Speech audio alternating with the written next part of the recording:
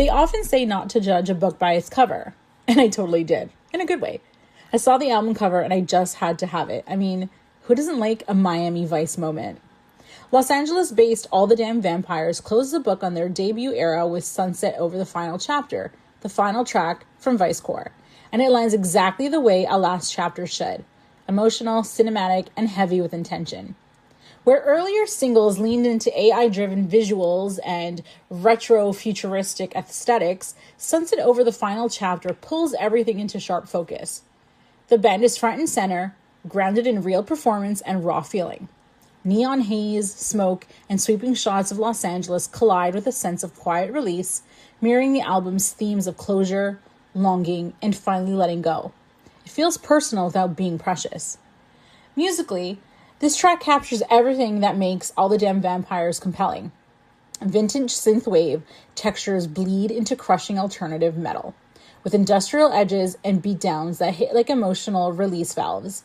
The real moment, though, comes with the introduction of Miles Dimitri Baker, officially stepping into the ATDV universe. His guitar solo is incendiary, expressive, and surprisingly intimate, showcasing a side of his playing that goes beyond pure technical firepower.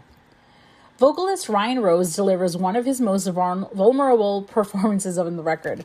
His classically trained voice cuts through the dense production with restraint and intensity, carrying the song's emotional weight without overselling it. It feels like a confession whispered through distortion and neon light. As the closing track, Sunset over the final chapter, completes the narrative thread woven throughout VICECORE. Across the reimagined covers and original songs, the album tells a story without spelling it out, leaving space for the listener to connect the dots. This final track doesn't wrap things up neatly.